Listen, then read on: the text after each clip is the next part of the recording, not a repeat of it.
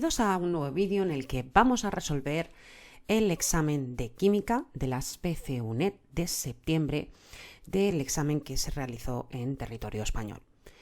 Empecemos con el primer problema. Problema 1. De entre las opciones disponibles, indique el tipo de isomería que presenta el siguiente compuesto orgánico.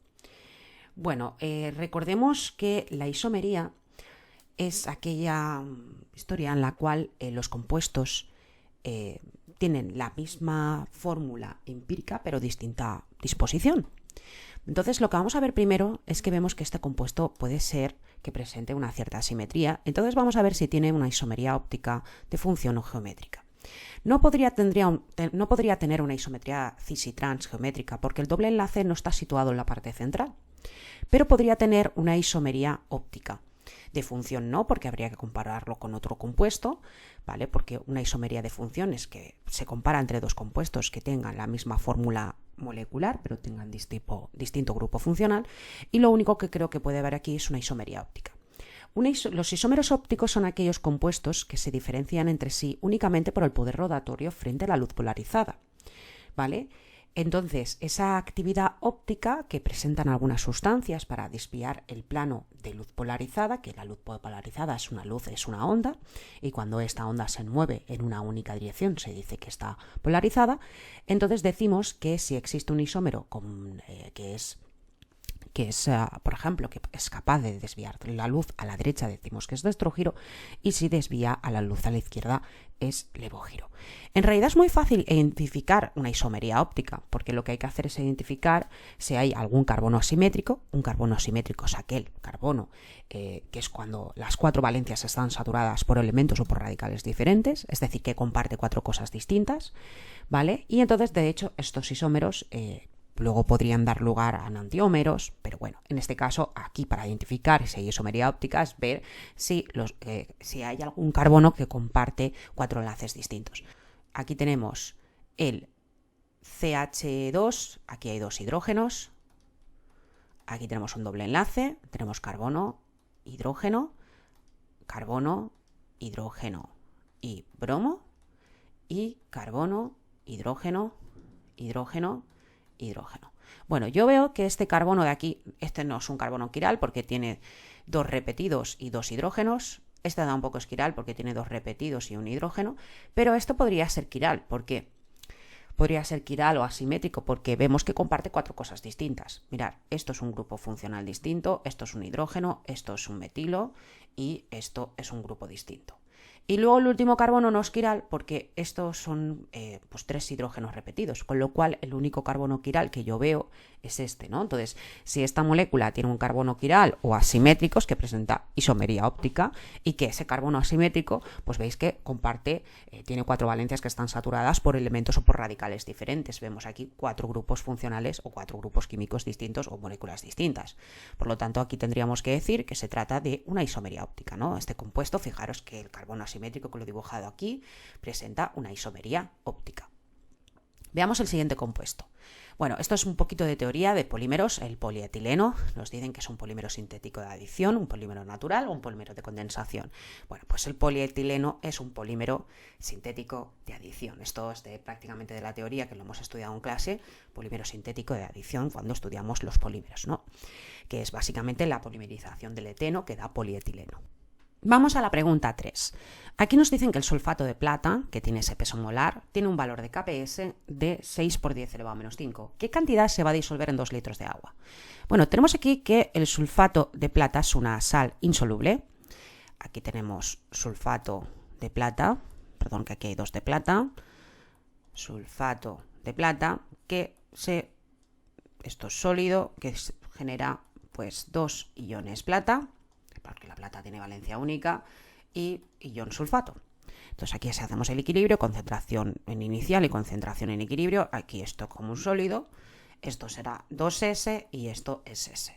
Si escribimos la KPS es igual a la concentración del ion plata elevado a 2 por la concentración del ion sulfato. Si sustituimos la solubilidad, esto será igual a 2S al cuadrado por S, que será igual a 4S al cubo. Entonces, lo que vamos a hacer es calcular la solubilidad. Esa solubilidad va a ser en mol partido litro. Por lo tanto, vamos a despejar a partir de la KPS la solubilidad. La solubilidad será igual a la raíz cúbica de KPS partido 4. Fijaros que aquí básicamente lo que hacemos es despejar que KPS es igual a 4S al cubo. Entonces, despejamos la solubilidad. Entonces, aquí hacemos el dicho cálculo. Esto será 6 por 10 elevado menos 5. Lo dividimos entre 4. Y lo que vamos a hacer es que vamos a calcular la solubilidad que hay en un litro, pero de manera de concentración molar, ¿vale? Aquí tendremos que luego calcularlo en masa, ¿no? Entonces aquí tenemos que esto es la raíz cúbica, cuidado, raíz cúbica, que yo también me equivoco y a veces se nos olvida y ponemos raíz cuadrada, dividido entre 4, esto nos va a dar que es igual a 0,0246 mol partido litro, ¿vale? Que esto es molar, ¿vale? Claro, me dice qué cantidad, fijaros que el enunciado me dice qué cantidad se va a disolver en 2 litros de agua. Bueno, en realidad en 1 litro de agua se disuelve esos moles, así que si tenemos 2 litros de agua se va a disolver el doble de moles. Por lo tanto, si tengo 2 litros, ¿vale? El número de moles que se van a disolver en 2 litros será 0,04932. Básicamente lo que hacemos es este número, estos moles partido, porque son 1 litro, multiplicamos por 2, porque son 2 litros. Entonces esto será 0,4932 mol partido litro, será la concentración que haya en 2 litros. Ahora, si yo quiero calcular qué masa habrá ahí, pues recordemos que la masa en gramos es igual al número de moles por el peso molar. Entonces, en 2 litros hay esos moles, ¿vale? Perdón, esos moles hay, perdón, he puesto partido 1 litro, no. En 2 litros habrá esa cantidad de moles. Así que, pues la masa en gramos será igual a esos moles, 0,04932, que lo multiplicamos por el peso molar, que son 311,87 gramos partido mol. Entonces, mol se va y nos queda gramos. Así que esto lo multiplicamos por 311,87, que es el peso molar del sulfato de plata, y esto nos da 15,38 gramos. Vale, ¿cuál es la respuesta correcta? Pues la respuesta correcta, pues 15,38 si redondeamos, dará 15,34. Perdón, 15,34, perdón, que se me ha movido toda la pantalla, dará 15,34. Entonces la respuesta correcta es la opción A. Muy bien, pasemos a la siguiente cuestión. ¿Cuál de las siguientes moléculas es polar? Bueno, vamos a la primera molécula. Vale, ahí tenemos la fosfina. Bueno, ya no se dice fosfina, fosfano o el trihidruro de fósforo. Nosotros si nos vamos a este primer compuesto, de acuerdo con la notación de la teoría de repulsión de pares de electrones de la última capa de valencia, esto es una especie de tipo AX3 y de un par solitario. Es decir, si nosotros hacemos el Lewis de esta primera molécula, ¿vale? Tenemos que esta molécula tiene fosfato, hidrógeno, hidrógeno, hidrógeno. Si hacemos la configuración del fósforo, perdón, fosfato no fósforo, pues esta configuración dará lugar a 1s2, 2s2, 2p3, es decir, que en su última capa de valencia, el número de electrones de valencia serán 5 electrones y el número de electrones de octeto pues serán 8. La configuración del hidrógeno es 1s1, esto será un electrón en la capa valencia, como es un orbital s, pues el número no llega a octeto, pero es doblete, 2. Aquí lo mismo, 1s1, 1s1, 1, 1 y aquí 2, 2. Y entonces calculamos. El número de electrones de valencia será 5, 6, 7, 8. Entonces aquí serán 10, 11, 12, 13, 14, 14 electrones. Entonces el número de electrones compartidos será igual al número de electrones de octeto, que son 14, menos los de valencia, que son 8. Entonces esto nos sale que 14 menos 8 me sale que tiene 6 electrones compartidos, que si lo dividimos entre 2 nos salen 3 pares enlazantes. Ahora bien, el número de electrones solitarios es el número de electrones compartido de octeto, 8 menos los compartidos, que son 6, así que 8 menos 6, esto nos da 2, 2 lo dividimos entre 2, habría un par solitario. Claro, al haber 3 pares enlazantes y un par solitarios, pues la teoría de repulsión de pares de electrones de valencia, esta molécula es una especie de tipo AX3E1, ¿no? Con un número estérico igual a 4 que le corresponde una distribución de tipo tetraédrica de los ligandos y pares no enlazantes alrededor del átomo central. Y como existe un par de electrones no enlazantes sobre el fósforo, pues la geometría molecular pues, es de tipo piramidal, que básicamente serán ángulos de enlace menores a 109,5 grados, debido a la repulsión que ejerce el par no enlazante. ¿Vale? Entonces, ¿qué estaría pasando aquí? Que esta molécula nos dice también que identifiquemos si es una molécula polar. Fijaros que si hacemos el Lewis de esta molécula, aquí tendríamos 2 pares solitarios, aquí par enlazante, par enlazante, par enlazante, par solitario, y aquí tendríamos el hidrógeno, el hidrógeno y el hidrógeno. Como os he comentado antes, pues esto tendría una geometría de pirámide trigonal. Entonces la geometría sería aquí los 2 pares de electrones solitarios, aquí pondríamos el fósforo y aquí pues delante del papel pondríamos un hidrógeno y detrás y delante del papel pues pondríamos aquí pues un hidrógeno y luego la parte de atrás en cuña pues tendríamos aquí otro hidrógeno. Claro, este ángulo de enlace, como os he dicho antes, es un ángulo de enlace inferior a 109,5 grados. Vale, en cuanto a la polaridad, y entonces aquí cuando tenemos una molécula con este tipo de geometría, una geometría de pirámide trigonal, y al tener un par de electrones solitarios, lo que va a pasar es que el momento dipolar total de esta molécula va a ser distinto de cero, ¿vale? Porque habrá simetría en cuanto a la dirección de los dipolos que se van a dirigir, ¿vale? Esos dipolos va a haber una diferencia de polaridad, el momento dipolar total va a ser distinto de cero y entonces se va a tratar de una molécula polar. Por lo tanto, realmente la primera opción ya sería la correcta, ¿vale? Ahora bien, ¿por qué las otras moléculas son apolares? Pues veámoslo. Por ejemplo, el metano. El metano es un compuesto que viene de una geometría AX4 con un número estérico perfecto, 4, que corresponde a una distribución tetraédrica de ligandos. Por lo tanto, aquí tenemos el carbono, el hidrógeno, esto sería el plano del papel, y ahora por delante y por detrás, pues tendríamos que hidrógeno con una geometría de tipo tetraédrica. Aquí lo que va a pasar es que no va a haber pares, aquí va a haber una distribución, como he dicho, tetraédrica de los ligandos y los pares no enlazantes alrededor del átomo central. Y al no existir pares de electrones no enlazantes sobre el carbono, pues coincide la distribución y la fórmula de la molécula. Por lo tanto, pues tiene esa geometría tetraédrica. En cuanto a la polaridad, al ser el carbono más electronegativo que el hidrógeno, pues la molécula presenta 4 dipolos dirigidos hacia el átomo del carbono, es decir, van dirigidos hacia aquí. Vale, entonces, ¿qué pasa? Al estar dirigidos, como todos esos vectores al momento dipolar son iguales y la geometría es tetraédrica, pues la resultante de todos ellos, el momento dipolar total, se va a anular y entonces va a ser 0. Entonces, el metano va a ser una molécula apolar. Este será polar, ¿vale? Y en el siguiente compuesto, el disulfuro de carbono, pues también va a ser una molécula apolar. Vamos a ver por qué. Bueno, en este compuesto viene de una geometría según la teoría de repulsión de pares de valencia de AX2, con un número estérico de 2, a lo que le corresponde una distribución de tipo lineal. ¿Vale? Entonces aquí tenemos una geometría, aquí tendríamos un doble enlace, carbono, doble enlace, azufre, y aquí 4 pares solitarios y 4 pares enlazantes. Entonces, ¿qué pasa? Que al no existir, le corresponde una distribución lineal de ligandos y pares no enlazantes alrededor del átomo central, y al no existir pares de electrones no enlazantes sobre el carbono, pues coinciden en la distribución y en la forma de la molécula, por lo tanto presenta una geometría de tipo lineal.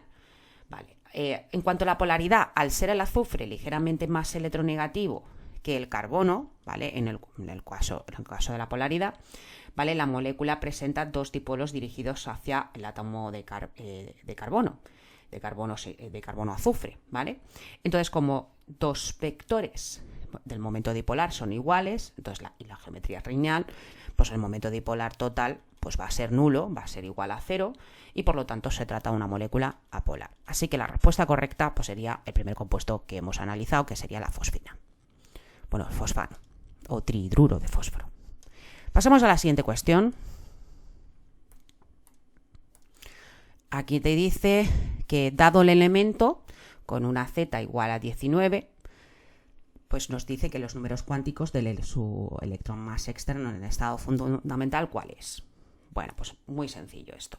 Esto vamos a hacer la configuración electrónica. Esto será 1s2, 2s2, 2p6, 3s2, 3p6 y 4s1. ¿Vale? La última capa de valencia es esto, ¿vale? 4s1, esto significa que es un alcalino, hidrógeno, litio, sodio, potasio, rubidio, cesio y francio. Vale, fijaros que estos son alcalinos, periodo 1, 2, 3, 4, 5, 6, 7. Se trataría del potasio, ¿no? Recordaros la regla mnemotécnica. Hay limones y naranjas que robaron César y Fran. Bueno, pues tendríamos que 4s1 sería la configuración en la última capa de valencia. ¿Qué significa esto? Pues que este compuesto es del grupo 1 de los alcalinos y el periodo, como veis, es periodo 4. De hecho, se trataría del potasio. Vale, en cuanto a los números cuánticos, pues el número cuántico principal, como el periodo es 4, pues el número cuántico principal es 4, ¿vale? Si vemos que acaba en S, eso significa su última capa de valencia es 4s1, eso significa que su número cuántico secundario es 0, el magnético será 0 y el spin será igual a más menos un medio, ¿vale? Entonces ya lo tendríamos resuelto, es decir, aquí, pues ¿cuál sería la respuesta correcta? La A no puede ser, la C tampoco podría ser, así que la respuesta correcta sería la B. ¿Vale? Fijaros que tiene periodo 4, tiene un orbital S, si tiene un orbital S el número cuántico secundario tiene que ser 0, ¿vale? Ese número cuántico secundario es 0, el magnético también tendría que ser 0, y como es periodo 4, pues el número cuántico principal es n igual a 4, así que la respuesta correcta es la B. Bueno, como veis, bastante asequible este problema. Problema 6. Dada la reacción de adición, indique el producto orgánico que se forma. Bueno, aquí lo que tenemos es el propino. Pues el propino sufre una reacción de adición al triple enlace, en este caso genera un doble enlace, un alqueno. Entonces se reacciona con bromuro de hidrógeno. Aquí se aplica la regla de Markovnikov, es decir, el hidrógeno se va a ir a aquel carbono que está más hidrogenizado, ¿vale? Y entonces va a formar el 2-bromo-propeno-1-eno o el 2-bromo-1-propeno, como queráis llamarlo. Entonces la respuesta correcta sería la C. Ahora la 6. ¿Cuál de las siguientes reacciones de equilibrio, la 7. ¿Cuál de las siguientes reacciones en equilibrio a temperatura constante disminuirá la cantidad de producto al aumentar el volumen del recipiente de la reacción? Bueno, pues si nosotros aumentamos el volumen de la reacción, lo que va a pasar es que, según la ley de Boole, la presión de gases baja. Y entonces, si la presión baja, el equilibrio se desplaza hacia donde mayor número de moles gaseosos tengamos, ¿vale? Entonces, aquí, ¿dónde se va a desplazar? Pues la respuesta correcta sería la C. Fijaros que aquí en la primera, la variación de esto es 0, por lo tanto aquí no habrá desplazamiento. Aquí la variación de este, pues será 2 menos 1, será 1. En este caso, aquí si bajamos la presión se iría en sentido directo, ¿vale? Y aquí tendríamos que la variación de esto sería, pues, 2 menos 3 sería menos 1. Y entonces aquí en este caso pues el equilibrio se desplazaría hacia donde más moles gaseosos, es decir, que se desplazaría en sentido inverso y entonces puede disminuir la cantidad de producto porque aumenta la del reactivo. Entonces aquí, pues principio de Chatelier, se aumenta el volumen del recipiente a temperatura constante, según la ley de Boole-Mariotte, pues disminuye la presión como he indicado y de acuerdo con el principio de Chatelier el equilibrio se desplaza hacia donde, en el sentido en que suba la presión, es decir, hacia donde aumente el número de moléculas gaseosas presentes en el equilibrio, es decir, donde tenemos mayor variación de moles gaseosos. Aquí fijaros que tenemos 3 y aquí tenemos 2, por lo tanto se desplaza hacia donde más moles gaseosos tengamos, eso significaría que se desplaza en sentido inverso y eso significa que disminuirá la cantidad de producto. Claro, en esta reacción, por ejemplo, en la B, aquí tendríamos 1, aquí tendríamos 2, se desplaza en sentido directo, aumenta la cantidad de producto. Y la primera opción, veis que la variación de moles gaseosos es 0, eso significa pues, que el equilibrio es independiente del volumen de la vasija y de la presión y por lo tanto no hay perturbación. Muy bien, pasemos al ejercicio 8. Vale, señale cuál de las siguientes afirmaciones es cierta. Bueno, voy a hacerlo como si fuera un verdadero y falso, para que sea más sencillo. Te dice, los ácidos carboxílicos son sustancias orgánicas que contienen uno o más grupos éster. Esto es falso, porque los ácidos carboxílicos constituyen un grupo de compuestos que se caracterizan básicamente porque poseen un grupo funcional llamado grupo carboxilo, grupo carboxi, COOH. Entonces, se producen, coinciden sobre el mismo carbono un grupo hidroxilo y un grupo carbonilo. Entonces, decir que contienen más de un grupo éster, pues no es cierto, falso. El B te dice que el etano es más soluble que el agua que el etanol, que es el alcohol etílico. Pues esto también es falso. El etanol es un alcohol con un grupo alcohol muy polar, pues luego formará puentes de hidrógeno, enlaces de hidrógeno con las moléculas también polares de agua quedando disuelto en ella. Entonces, el etano es un alcano. Los alcanos sin polaridad pues no son capaces de interaccionar con moléculas de agua, porque los alcanos son sustancias insolubles, o sea, son sustancias hidrofóbicas, apolares. Entonces no son solubles en este ni en otros disolventes polares, aunque sí lo es en disolventes apolares, porque el etano es un compuesto apolar. Entonces esa es falsa. La que es correcta es la C, porque te dice el punto de ebullición del butano es menor que el del butanol. Bueno, el 1-butanol. Esto es verdad porque la temperatura de ebullición es la que se tiene que alcanzar para pasar del estado líquido al gaseoso, es decir, para romper los enlaces entre moléculas. Tanto en el butano como en el 1-butanol, los átomos se unen entre sí por enlaces covalentes, formando en el primer caso un alcano y en el segundo un alcohol primario. Entonces, si hay, sin embargo, debido a la gran polaridad que existe con el alcohol de los alcoholes, sus moléculas pueden unir unas a otras por medio del enlace de hidrógeno, que son mucho más fuertes que las fuerzas de Van der Waals existentes entre las moléculas de hidrocarburo saturado que no presentan polaridad. Claro, el punto de ebullición del butano te dice que es menor. Claro, el butano es un alqueno. Entonces, alcano. Entonces, sus fuerzas son de Van der Waals porque son moléculas, es una molécula polar, ¿vale? Y el butanol es una molécula polar porque tiene tiene grupos alcohol, tiene un alcohol. Entonces, ¿qué pasa? Esto tiene fuerzas de Van der Waals y esto tiene puentes de hidrógeno, ¿vale? Entonces, ¿qué pasa? Que en el alcano, que es el butano, pues las fuerzas de Van der Waals existentes entre la molécula de hidrocarburo saturado, pues hace que la molécula no presente polaridad. Entonces, hace falta menos energía para evaporar el butano que el 1-butanol, siendo cierto que su punto de ebullición es menor que la del alcohol, ¿vale? Entonces la afirmación que nos dicen, la C, es verdadera. Así que la respuesta correcta es la C. Pasemos a la siguiente, la pregunta 9. ¿Cuál de las siguientes configuraciones electrónicas presenta un estado excitado? Bueno, aquí lo que tenemos que ver es qué cosa incumple el principio de mínima energía, que es el C. Claro, fijaros que la A cumple el principio de mínima energía. Si seguimos el diagrama Moller vamos a comprobarlo. 1s2, 2s2, 2p6, fijaros, 2p6, después de 2p6 va 3s2 y después va 3p4, con lo cual el primero cumple el principio de mínima energía. El B lo mismo. El B pues sería 1s2, 2s2, 2p5. Cumple el principio de mínima energía. El que no lo cumple es el C, porque fijaros que de 1s2 va a 2s1 y se salta el 2 del s1 para pasar al p3, con lo cual el estado excitado de un átomo, el que representa un estado excitado de un átomo, sería la opción C. Vale, ahora la 10. Indique la expresión correcta para la constante de equilibrio dada por la siguiente reacción. Bueno, fijaros que esto es un equilibrio heterogéneo. Nos tenemos que buscar el único compuesto que sea un gas o en disolución acuosa. Esto es un sólido, esto es un líquido, esto es un sólido. Por lo tanto, la única sustancia que puede participar en el equilibrio es el fluoruro de hidrógeno. Por lo tanto, la K sub P o K sub C de esto, en este caso si fuera K sub P, sería la presión parcial del fluoruro de hidrógeno. Por lo tanto, la respuesta correcta es la opción A. Cuidado con los estados. Lo único que forma parte de equilibrios químicos son sustancias gaseosas y acuosas. Por lo tanto, en este caso, como es un equilibrio de gases, lo único que va a formar parte del equilibrio es el gas. Lo otro es como si no existiera. Vale, aquí te dice que en una reacción de orden 3, la unidad en el sistema internacional de la constante, ¿cuál es?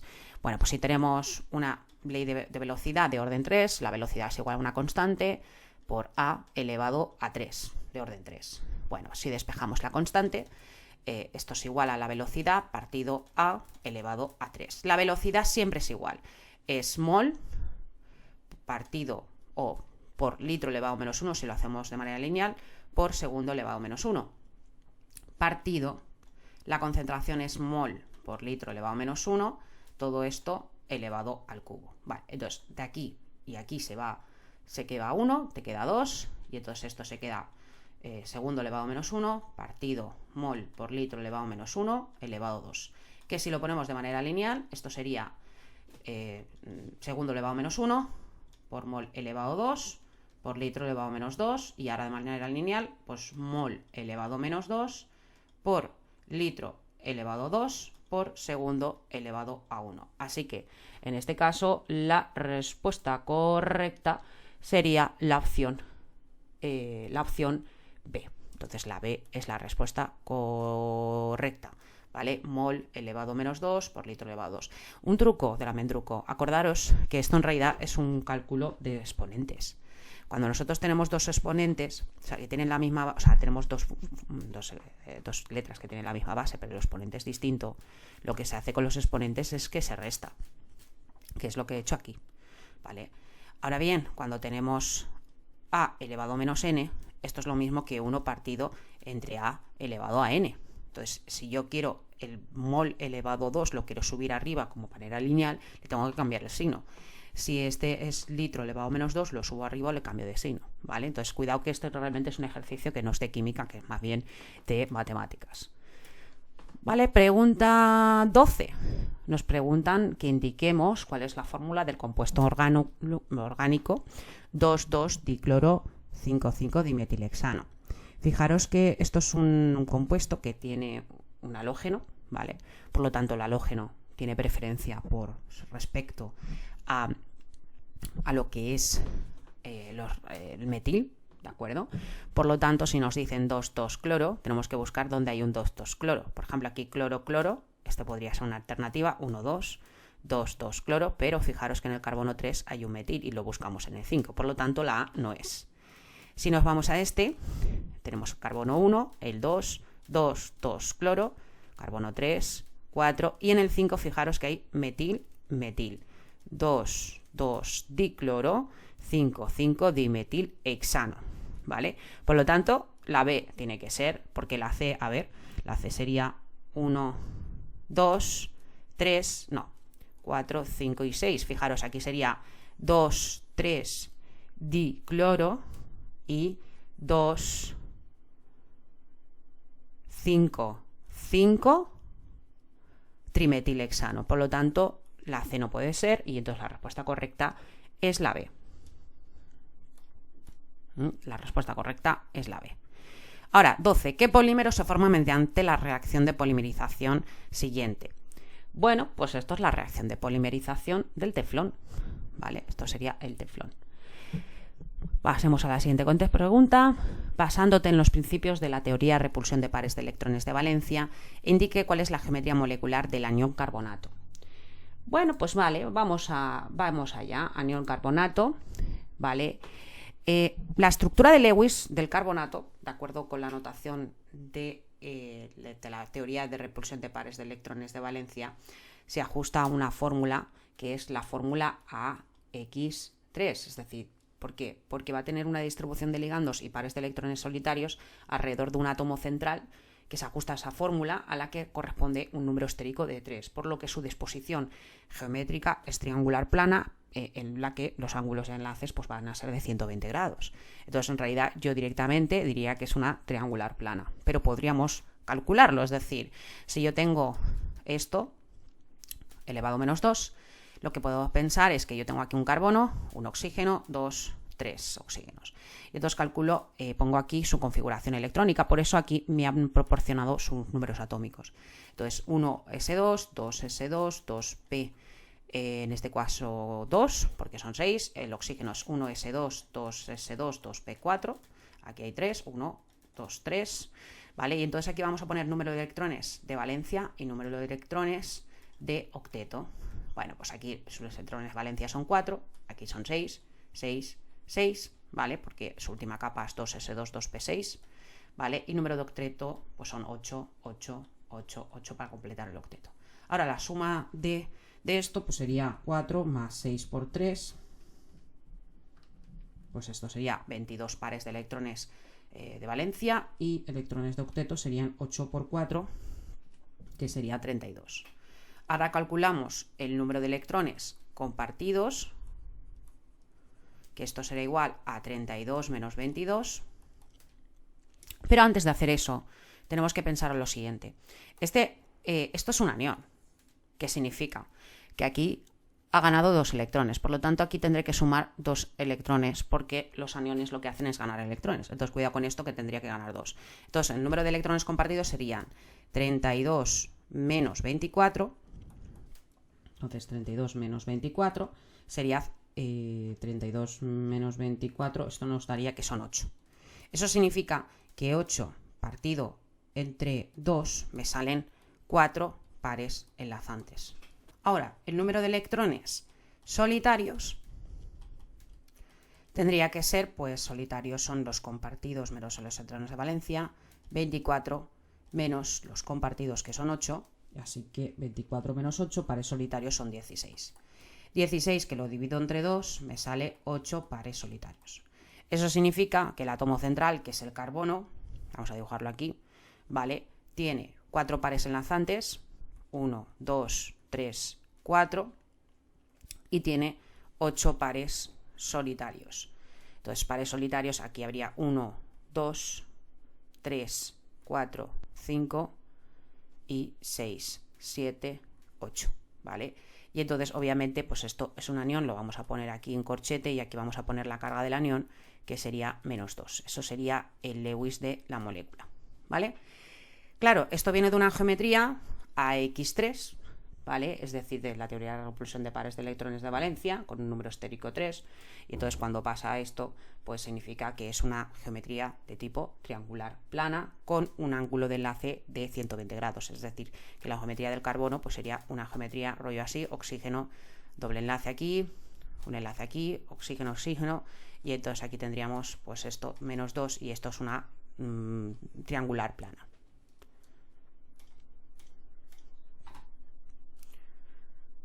Pregunta 15. Aquí te dice, en la pregunta 15, que la constante velocidad de una reacción de primer orden, nos dan la constante, teniendo en cuenta que la concentración de reactivo es 3 por 10 elevado a menos 3 molar, ¿cuál será la velocidad de la reacción? Bueno, nos están diciendo que es de primer orden, así que la velocidad es igual a la constante por la concentración de, digamos, A elevado a 1. Entonces nos dicen que calculemos cuál será la velocidad de reacción. Pues la velocidad de reacción es igual a la constante, que es 5 por 10 elevado a menos 7, segundo elevado a menos 1, ¿vale? Que lo multiplicamos por la concentración de A, que es 3 por 10 elevado a menos 3 mol por litro elevado a menos 1. Bueno, pues esto, fijaros aquí, pues que sería 5, hacemos el cálculo, simplemente sería una, como veis, una multiplicación, no tiene más misterio. 5 por 10 elevado a menos 7, que lo multiplicamos por 3 por 10 elevado a menos 3. Bueno, pues esto nos da que es... Ay, perdón que no he puesto el exponente, 10 elevado a menos 3, ahora sí. Bueno, pues esto nos da que es 1,5 por 10 elevado a menos 9. 1,5 por 10 elevado a menos 9, como mol por litro elevado a menos 1 por segundo elevado a menos 1. Fijaros que esto es todo multiplicaciones, ¿lo veis? Entonces, mol por litro elevado a menos 1 por segundo elevado a menos 1. ¿Cuál es la respuesta correcta? Pues la opción C. La opción C es la respuesta correcta. Bueno, hasta aquí este examen de la parte de preguntas tipo test, de la primera parte de la especie UNED de septiembre de 2023, ¿vale? Del examen que se hizo en territorio español. Recordar que esta primera parte son 15 preguntas tipo test, de las cuales solo se debe contestar 10 y solo a 10. Y en el caso de responder, recordar más de 10 preguntas, solo se contarán las 10 primeras respondidas. Cuidado con eso, cuidado. Y luego la respuesta correcta suma 0,4 y la respuesta incorrecta resta 0,1 puntos. Las respuestas en blanco marcadas incorrectamente se valoran con 0 puntos. Entonces recordar 15 preguntas, escoger 10 y solo contestar 10. Bueno, pues muchas gracias por vuestra atención y nos vemos en el siguiente vídeo. ¡Hasta luego!